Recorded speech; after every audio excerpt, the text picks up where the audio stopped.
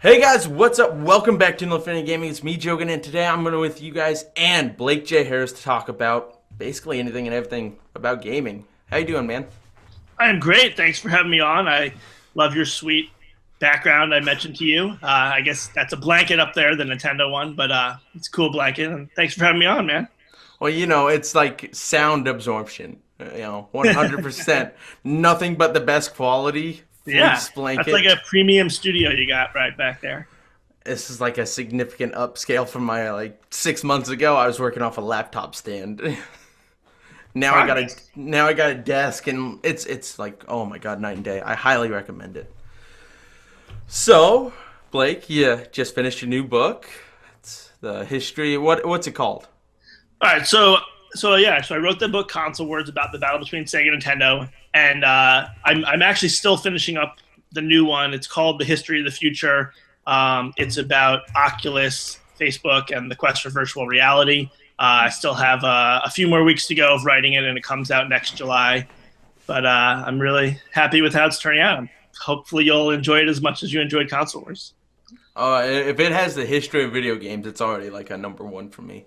I love like anything history. I was a history buff in high school, so like this is just like icing on the cake. Yeah, and I'm the same way as you, and it's tough because there are not so many video game books or so many things that really show Hmm. you the behind the scenes in history. I think that's even changed in like the 4 or 5 years that since Console Wars and since I've been working on it. Not to say because of Console Wars, but just there's a lot more people that are starting to investigate that stuff, and I love it. And even I appreciate. Of course, I'd come on your show. Anyone who's interested in the history of video games, there's not a ton of people that are willing to actually look into it. So happy to chat. Well, I was thinking there's no way you'd come on. I was like, "Ah." But you know what? I said I'd give it a shot. Like we were talking about Donnie being the big influence from before, Yeah, and it just he and was the one. yeah, and I was saying that we should talk about this on the show because your friend suggested you reached out. You didn't know if you should, and I didn't even hesitate when I saw your email. I always just think it's so important to ask. That was Hmm. like one of the big lessons I learned with Console Wars. I'm sure we'll get into it a little bit more, but Hmm. Console Wars was my first book. I had no journalistic background in the sense of like I could share things. Like basically, when I'm reaching out to these people like Tom Kalinske, Al Nilsson, anyone, it wasn't like, "Hey, I'm Blake Harris, the Pulitzer Prize winning, Yeah. journalist." Um, so it was. I was nervous to reach out, but if you don't ask, nothing's going to happen, and so it's important to take that risk. I think. Hmm. Yeah. Well, it's just like one of those things where you look at it like my way. I'm 20 subscribers in, and I'm thinking IGN or GameSpot's probably asked you to come on for at least a podcast or something. And then I was just like, there's no way you'd say yes to me. And then you said yes. I was like, holy crap. I got to finish reading this book. Well, to be honest, um, Console Wars, it's obviously it's mostly a business story, or at least that's like Hmm. the foundation for that's like the narrative engine for it. And so for me, just researching it and writing as opposed in addition to actually just telling a great human drama, I learned so much from these people at these companies, and definitely like one of the most important lessons I learned from people like Al Nilsson, the marketing guru at Sega, and Tom Kalinske, the president of Sega America, and all these guys was kind of just about if there are people out there who like your work or who are interested in what you're doing, Hmm. you should try to be as accepting and accommodating as possible. Like Hmm. whether you have 20 YouTube subscribers or 20 million, if you're coming from a sincere place, always obviously everyone has busy schedules, so it can't always work out. Hmm. But I, I'm always happy to talk with anyone that likes the book and helps spread the word because Hmm. uh, that's what it's all about. That's cool. Like a few guys that I have had on before, they're always that way. Like Milton from AM2R, he was super cool. He was like, yeah, I don't care. Same as you. I don't care how many subscribers you got. As long as you want to talk about Metroid, I will talk about Metroid with you. Yeah, And same with the guys from Yacht Club. I had Yacht Club on earlier, and Oh, that's yeah, like, that's cool. yeah, I had Yacht Club on. I did a live podcast with the Yacht Club, and I was like, you know what? If I got Yacht Club, maybe there's like a shred of a chance for to get Blake. So I emailed you, and I was like, oh my god. So, anyways, after I'm done fanboying for now. Let's All strictly right. business, business. Anyways, I feel like between me and you, we both took a very similar arc as far as like getting back into gaming. Gaming was always a part of my life growing up. We weren't the richest family, so we didn't have we didn't get all the newest games and stuff. But your brother gave you a Sega Genesis, Yeah. and I watched your interview with Google, and in that interview, you kind of glaze over it. So I'd like to go a little bit more in depth Sure. and see like the arc of, okay, your brother gave you a Sega Genesis. What games did he give you with it, or did you have to go get your own games? That's a good question. So a little bit background on that. So growing up, I'm turning 35 in a couple weeks. I grew up in the 80s, early 90s was like my formative years for gaming and stuff. And so my brother and I, my little brother, we got an 8-bit NES in either 87 or 88. It was like the coolest thing ever. Naturally, when the Super Nintendo was coming out, we wanted a Super Nintendo because we love Nintendo. We were Nintendo fanboys. But my parents, actually, my dad said that he wouldn't get us a Super Nintendo because, and I think I said during the Google talk that, he said there would be a Super Duper Nintendo and a Super Super Duper Nintendo. And of course, he was right in a way if you take a really long view of history. But my parents instead, they were willing to get us a Sega Genesis. So growing up during the console wars, I was on Team Sega. Not because I wanted to be at first, but because of just the circumstance. And so flash forward 20 years later or so, my brother wanted to get me a gift for my birthday. And my birthday is obviously around like the Hanukkah, Christmas season. So he wanted to get me a gift for around this time. He had historically given me really bad gifts. The most notable probably being the Grinch Stole Christmas boxer shorts. And I was just like, why are you buying me boxer shorts? I mean, they're not bad. I wore them, but like, come on. So he had gotten his first job out of college. He's like, I really want to get you something good this year. I don't really like people buying me gifts, but he's like, no. Like, what's the best gift you ever got? And I said, it was probably the NES or the Sega, that we got when we were kids, or the Sega Genesis. So he got me a Genesis. I'm not sure, it came kind of piecemeal from like eBay, and we got some games too. I'm not sure if he bought them or if I bought them, but basically when I got this Genesis after all these years, the main thing I played was NHL 94, which was one of my favorite games growing up, but then also Sonic 2. And so, I had kind of stepped away from gaming when I was around high school. It was never a conscious decision like, oh, I'm done with gaming. But I just noticed that whereas other people gravitated more towards it, I, for whatever reason, was not. I was really into sports and, writing about sports and stuff. And so I hadn't played many video games in the prior to getting this Genesis again, and I especially hadn't played many retro games or anything like that. So when I picked it up, I didn't really know what to expect. I was mostly just expecting it would be like, oh, fun and nostalgic and kind of cute, like a fun 15-minute thing. But then I found like, wow, this game really holds up, at least to me. NHL 94, it brought back a lot of memories. And then it also, now that I was an adult, made me think about what I usually think about, like, how did this get made? Who made this game? Why did they make this game? Why is it made this way? And then kind of taking a step back from that, started thinking about Sega. Obviously, they're no longer in the hardware business. What had happened? They were such a big deal at the time, and they had also seemingly come out of nowhere at the time in the early 90s. So I just wanted to know, like, what had happened, what was the behind-the-scenes story with Sega and with the battle with Nintendo. And so I went to a Barnes & Noble on 86th Street in Manhattan. It's like this really big flagship store. And I went in there thinking there would be all sorts of books on Sega and Nintendo. I looked for the video game history section. I thought it would be near the film history section or the music history section, but it did not exist. That was weird to me. Again, I was not a huge video game guy at the time, so I didn't know how weird or not weird it was, but I just thought like, wow, I know video games are pretty comparable with music and film these days. And so I asked the woman at the information desk where the video game history section was, and she practically laughed at me. And then I said, can I just get one of the books on Sega and Nintendo, or like history of video games, the business of video games, blah, blah, blah. And they literally did not have a single book in the entire store. The only video game related thing they had at this Barnes & Noble were walkthrough guides. And I thought that was just so weird for what is obviously a big industry, whether there are fascinating stories or not, and there absolutely are, that just that like a random Barnes & Noble wouldn't have a book that a person interested in video games can read. And so, it wasn't as if I left Barnes & Nobles that day like thinking like, Eureka, I'm going to fill that demand. But that was definitely like an informative part of the process for me.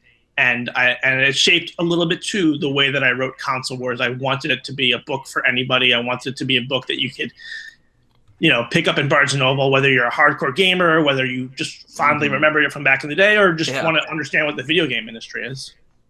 Well, I feel like in that aspect you actually succeeded because, like, I've been reading this book. Like, when you said you were going to come on, I've been, like, hardcore reading this book whenever I got a chance, like, thinking of questions. I even got the audiobook because, like, I'm a truck driver during the day.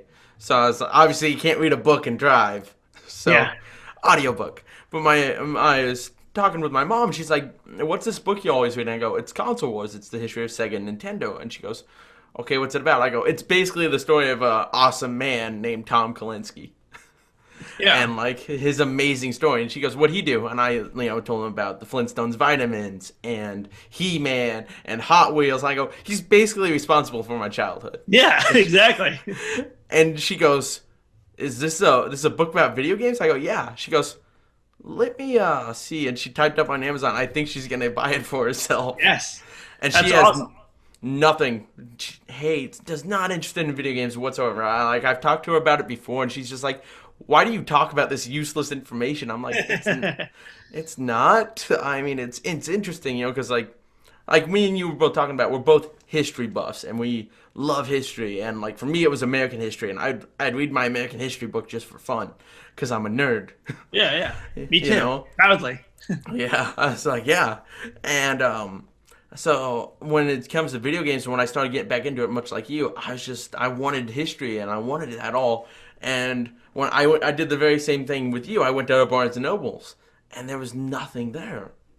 And I'm just like, what? Well, there's no video game history, you know what I mean? And then I went to the desk, and same thing as you. She actually did laugh at me, because here's this 20-year-old kid asking for the history of video games.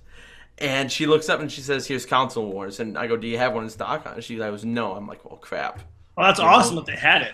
It's even funny, too. Barnes & Noble, like, it's still, some stores have it out in like a, like a nonfiction section, but it's like usually in like their role-playing game section. So it's not the kind of thing that like people will come across. And I even asked them, I was like, can you at least just put in like the business section? But they have their system, and, I've got bigger battles to fight. But that's awesome that, 5 years later, you're on the other side of that, and you actually got the book that I hoped would be there for someone. Yeah, well, I didn't get it at that Barnes & Noble. I actually had to go to another one, and it was in the role-playing section. I was just like, this has nothing to do with that, because it was just like a walk. I was going to go walk over and look for books, and it was. I'm like, oh, there's that book she told me about. And then, like, I lost the book a while back, so it sucks. But so I bought it. I have an iPad now, so digitally. So awesome. It works. Well, anyways, then like you said, your brother gave you that Sonic 2 and all that. Did you then go into expanding your nowadays? What year was this? This had to be like 2011, 2012, wasn't it? Exactly. It must have been.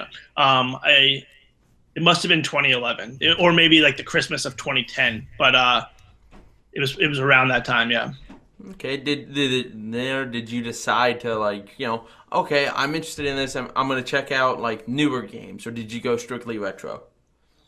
It started off strictly retro, so it was more of like the history buff nerd in me was what was driving me then, and so after being rebuffed from Barnes and Nobles, I did find that there are video game history books. I don't want to make it seem like they do not exist, and there are some great ones. A few of my favorites are David Sheff's book Game Over, which I always kind of thought about as my book being a sequel to that. That is like the business story of Nintendo resurrecting the game industry in the 80s.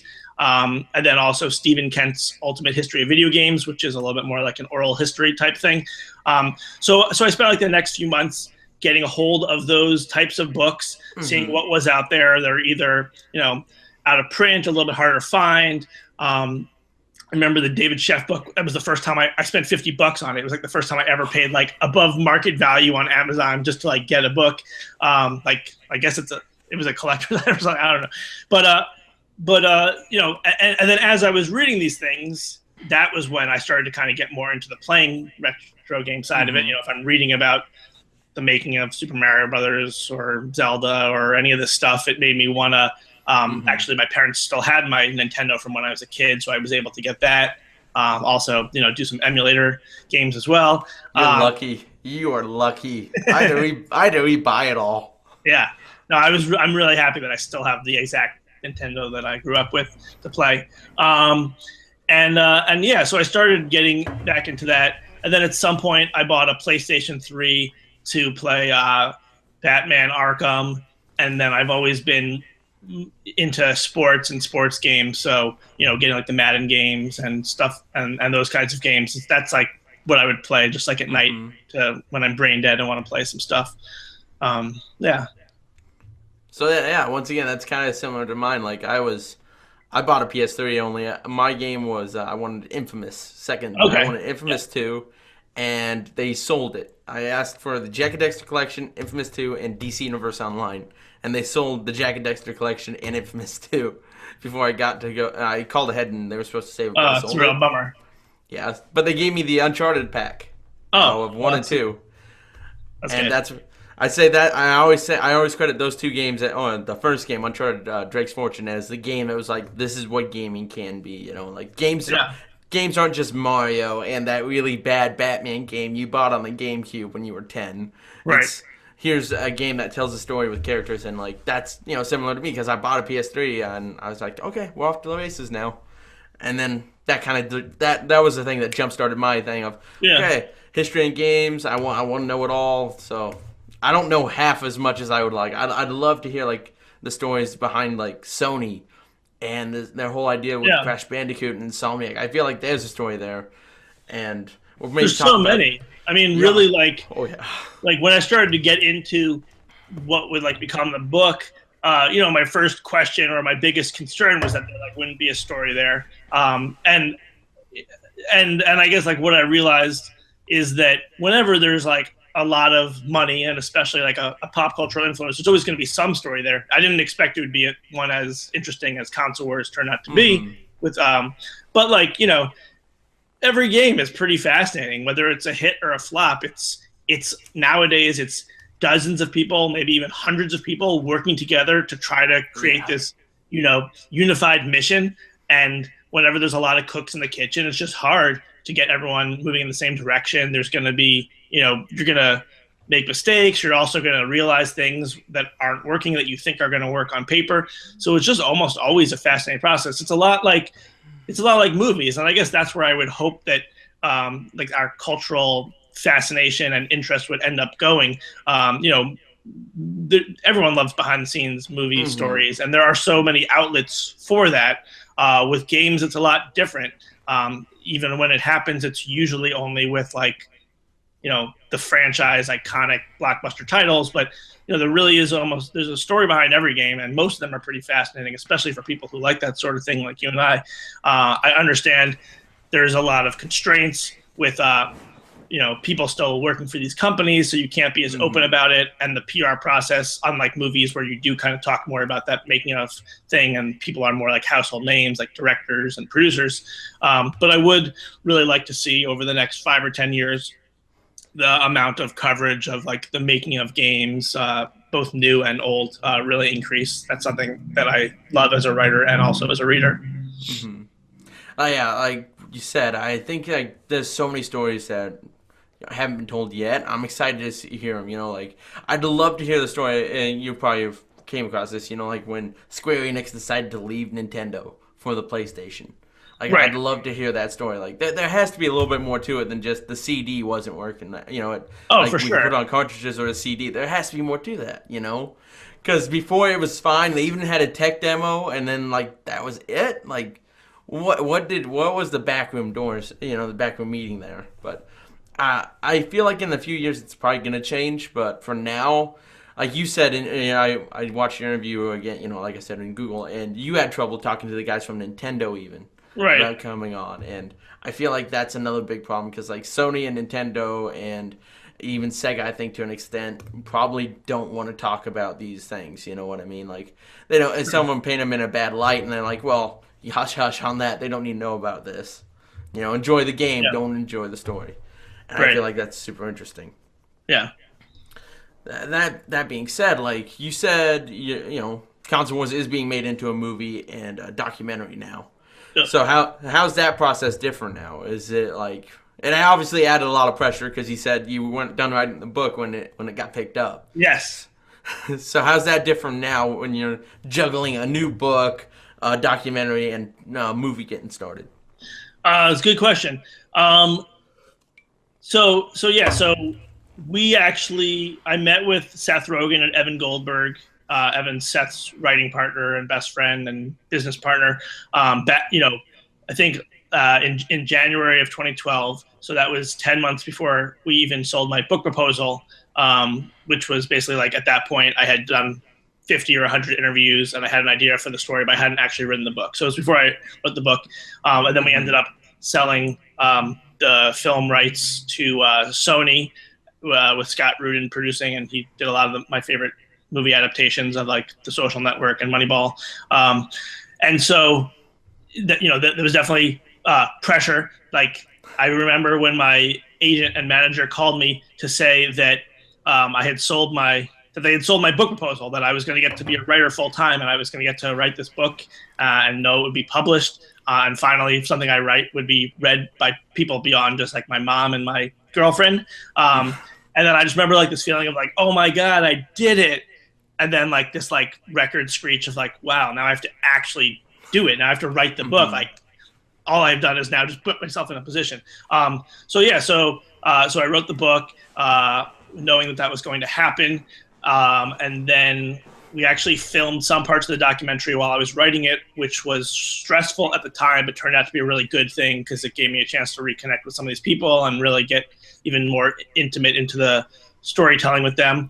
And then I finished it. And so, I unfortunately don't have like so much stuff I can share about the film projects at this point. But I'll say that they're, both moving along nicely. And it's really nice, especially I'm much more involved with the documentary because I am co-directing it with my partner, Jonah Toulis. So that's probably, the one that's a little bit more special in my heart, at least at this time. But what's really nice about that is that with Console Wars, with the book, it was very important to me that I could write a book that would relate to your mom, like that it's not going to rely on like, hey, Sonic Green Hill Zone is so awesome, and if you go like over here, you can get these extra coins or these extra rings, and but in the documentary you can kind of do that, and you can do it in a way that's still very accessible because like you can see, oh, Sonic is like getting something good. You don't have to know that rings are good. You can just know it. So we're able to do a lot more with like archival material, with commercials and with game footage that I intentionally did not want to rely on in the book. But I think that we're able to get into for the documentary that is really fun. Now, when because you said you were writing the book as you were filming like the documentary pieces, and like the movie got picked up during this time, did that influence your writing of the book? Like, oh, okay, I should word this section like this so it will translate better for the movie. You see what I'm saying? Oh, that's a great question. Because well, let me finish. Because Sure. Legitimately, the scene with Tom Kalinske when he goes to Spain, I could see that being like an opening for the movie trailer. You know what I mean? Like, Yeah. the cab pulls up. He walks out, sees this factory, calls his thing, and get out of there. And then he runs in, and then it's just him in the cab, like, and then it's him on the beach with Nakayama, and then you can just bunch of flashes, So like, was that something, or was that like, no, no, no, it's just happenstance?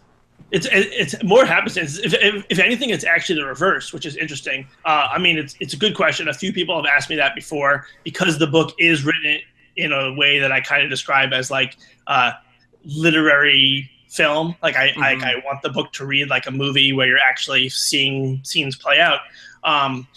But it wasn't because it was being made into a movie that I did that. And in fact, because it was going to be made into a movie, I felt like I didn't need to sell it as much as a movie. Like I already had sold it as a movie, so I could spend 30 pages doing that history of Nintendo chapter that's broken into 8 bits that is not a very visual thing, because it wasn't like, oh, maybe Hollywood's not going to adapt this because they wouldn't know how to do it.